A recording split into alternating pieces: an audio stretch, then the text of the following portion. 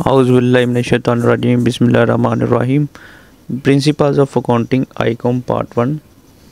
जैसा कि basic terms का हमारा लेक्चर चल रहा था, लेक्चर नंबर 10 है, पार्ट 8 है उसका। ये मेरा व्हाट्सएप नंबर है, इस पर कॉन्टैक्ट करके अगर कोई चीज़ की समझ नहीं आती तो वो मुझसे पूछ सकते हैं। बुक जो फॉलो की जा रही है वो सुहेल अफजल साहब की अजीम अकेडमी इसके पब्लिकेशंस है। बुक का इंटरफेस कुछ इस तरह है। चैप्टर नंबर 1 का इंट्रोडक्शन ही चल रहा है बेसिक टर्म्स के ऊपर, और आज का हमारा जो टॉपिक है differences between revenue and income, जिसे आमदनी कहते हैं।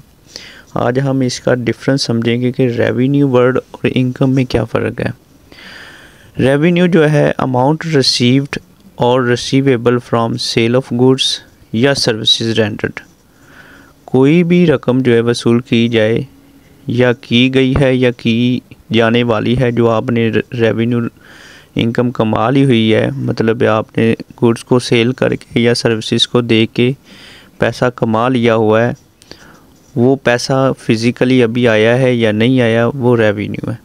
अच्छा, इसके अलावा अगर ब्रॉड टर्म में देखें तो रेवेन्यू टर्म जो यूज़ होती है, अभी तो हम बेसिकली आपको छोटे लेवल पे अभी आपको सिर्फ इतना ही समझाएंगे कि जितनी भी चीज़ें आपकी सेल ऑफ गुड्स, मतलब आपको चीज़ बेचते हैं उससे पैसा जो कमाया जा रहा है, या इसके अलावा इनकम जो आपकी है अदर इनकम, जैसे आपने कोई अदर कमीशन से पैसा रिसीव किया है, अदर जो इनकम ऑफ सोर्सेज, जैसे कि हमारा पिछला लेक्चर था कि आपका एक मेन बिज़नेस से जो पैसा कमाया जा रहा है, एक तो वो इनकम है, मतलब आपका फर्नीचर बेचते हैं उससे पैसा कमाया है, 10,000 का फर्नीचर बेचा, वो 10,000 आपका रेवेन्यू है। इसके अलावा आपने एक रेंट पे आपके साथ वाले शॉप थी उससे भी पैसा कमाया है, या आपने कमीशन बेस पे पैसा कमाया है, या आपने कोई बिज़नेस का कोई एसेट था, कोई ऐसी चीज़ थी जो बेची, 1 लाख की किसी दौर में ली थी आज से 10 साल पहले, आज आपने वो 1.5 लाख की बेच दी, 50,000 प्रॉफिट हो गया, वो भी आपका एक प्रॉफिट इनकम ही है, रेवेन्यू है। तो ये सारी चीज़ें आपकी रेवेन्यू में आती है। और रेवेन्यू में अगर एक चीज़ 10,000 का फर्नीचर बेचा है, इसके अंदर कॉस्ट भी इसकी शामिल है। अगर मैंने फर्नीचर वो मेरा बना है 7,000 का मिसाल के तौर पर, और 7,000 उसका ख़र्चा था, 3,000 मेरी प्रॉफिट थी उसकी, तो मैंने वो दोनों को मिलाकर 10,000 का बेचा। मैं 10,000 को रेवेन्यू कहूँगा, उसकी कॉस्ट इसमें अभी निकाली नहीं है, कॉस्ट भी इसी के अंदर शामिल है। ये बात ज़हन में रखिएगा, थोड़ी सी टेक्निकली बात हो जाती है, बस इतना ज़हन में रखें कि कोई भी पैसा जो मेन आपका बिज़नेस है, प्रोडक्ट गुड्स बेच रहे हैं, मेन आपका बिज़नेस फर्नीचर का है, फर्नीचर बेच के पैसा कमा रहे हैं, वो रेवेन्यू है। या आप सर्विसेज नेचर बिज़नेस है, वो सर्विस दे के पैसा कमा रहे हैं, वो आपका बिज़नेस है। इसके अलावा अदर इनकम जो, जैसे कि यहाँ पे रेंट रिसीव है, अपने रेंट पे कोई जगह दी, या कमीशन रिसीव है, कमीशन बेस आपने कोई अपने बिज़नेस के अलावा कोई कमीशन बेस पे भी काम किया, उससे पैसा कमाया, या फ़ीस आपने फ़ीस से भी कोई पैसा कमाया है, या इंटरेस्ट रिसीव किया, बैंक में कोई पैसा रखवाया, उससे पैसा लिया है, पैसा कमाया है, वो सारा आपका अदर इनकम में शामिल होगा। ये 4 चीज़ें। मेन आपका सेल ऑफ गुड्स है, जो आपका नेचर ऑफ बिज़नेस है मेन, उससे पैसा कमाना। सेल ऑफ सर्विसेज, जो आपकी सर्विसेज नेचर बिज़नेस है, उससे पैसा कमाना। ये 4 पॉइंट आपके अदर सर्विसेज में आ जाते हैं। इससे भी जो पैसा कमाया जाएगा वो आपका रेवेन्यू है। मगर ब्रॉड टर्म में जब आएंगे उसको छोड़ दें, वो आपका थोड़ा टेक्निकली बातें चली जाती है। वो रेवेन्यू क्या होती है, वो कहते हैं कि जी सोल्ड ऑफ गुड्स, जो मेन आपका बिज़नेस है उससे जो पैसा कमाया जाए, अदर सोर्सेज उसमें शामिल नहीं होते। मगर आपने अभी तक उस चीज़ों को छोड़ दें।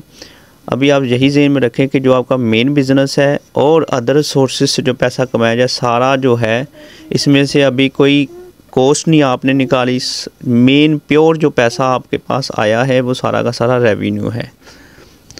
अच्छा, अब इनकम को समझते हैं। इनकम ऐसी चीज़ को कहते हैं, जितने भी रेवेन्यू, जितना भी इनकम कमाई है, उस सब में से एक्सपेंसेस जब आप माइनस कर देते हैं, जो खर्चा, जो उसकी कॉस्ट आई है, जो उसके ऊपर खर्चे आए हैं, वो सारी चीज़ें जो है आप उसमें से निकाल देंगे तो आपका वो रेवेन्यू बन जाएगा।